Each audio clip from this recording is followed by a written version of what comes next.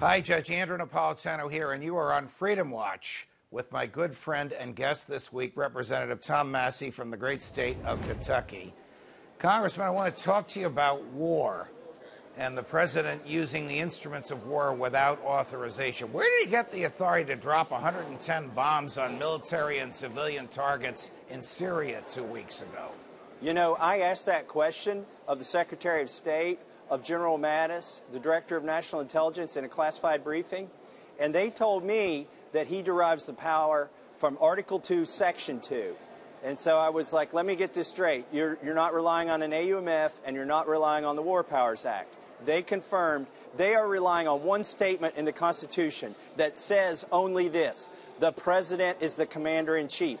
From that, they think they derive all of this power, which is wrong and it's unconstitutional. Now, as we know, only the Congress can declare war. And in the absence of a declaration of war, these are international treaties and federal statutes that the president is sworn to uphold. He can only use the military in defense of an actual attack on the United States, to repel an attack that is imminent, like minutes or hours away, to defend American persons or property from foreign attack overseas, or pursuant to a treaty we have with an ally when the ally has been attacked. On top of all that, we're a member of the UN treaty along with Syria. So he didn't go to Congress, he didn't go to the UN, and he didn't rely on any law. No. Is there any uproar in the Congress over this, Congressman Massie? Well, you know, the Constitution is only as good as the members of Congress who are willing to defend it. And no, there's not enough uproar here. Walter Jones and Justin Amash, they are concerned. There are some other members who are concerned. But here's what's amazing. The Democrats, a lot of them are never Trumpers until he drops some bombs on somebody, and then they think it's a great idea. But look, even President Bush came to Congress. He waited a month. Now, I don't agree with going to war in Iraq, but he took the time to get congressional authorization. It should have been a declaration of war, but at least he got congressional authorization to go into Iraq, and he got a separate one to go into Afghanistan. Obama just short-circuited the whole process, and now Trump's doing what Obama did. What do you think would have happened if 2 weeks ago the administration had come to Congress and said, we need limited authority for a surgical strike on these two targets outside of Damascus? What would Congress have done? That's a great question, Judge. I think they would have given him that authorization. So it's somewhat arrogant just to do it without authorization when you could have gotten the authorization. By the way, I'm sad to see Rex Tillerson go. He was the most of the realist of any of the foreign policy wonks that were surrounding the president. But Secretary Mattis, I think, is a realist as well.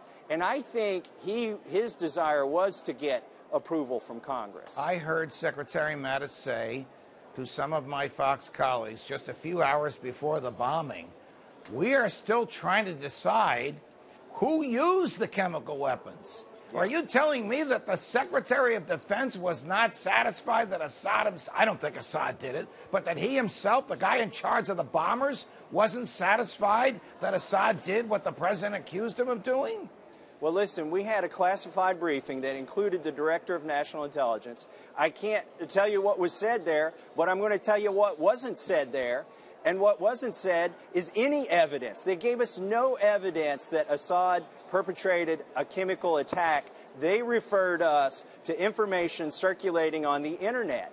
That means one of two things, in my opinion. Either they don't have conclusive evidence that Assad committed a chemical attack, or they're not going to tell Congress. And I suspect it's the former. They don't have the evidence. Where is this going to go? I mean, Barack Obama virtually declared war on Libya while the Congress was in the middle of a spring break. Donald Trump just did what he wanted to do on evidence so flimsy that even in a secret meeting they couldn't tell you about it. Can presidents just start any war they want? You know, I asked that in a tweet. For those people who think the president has this kind of authority, do they think he has the authority to attack Russia? Does one man have the authority to attack China, Great Britain? I mean, their argument falls apart. They're making the argument, and it only has even the facade of any legitimacy because Assad doesn't have the capability to attack us back. Right. I don't know where it goes. Hopefully, it doesn't go where it went in Libya, which is a full-on, turning the country upside down, and then Benghazi resulted from that.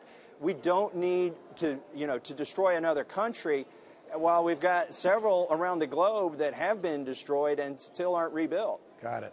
Congressman Massie, defending the Constitution better than anybody in the Congress. Always a pleasure. Thank you for Judge. joining us. Thanks for having me. From New York, defending freedom whenever they let me, Judge Andrew Napolitano here. See you next time, America.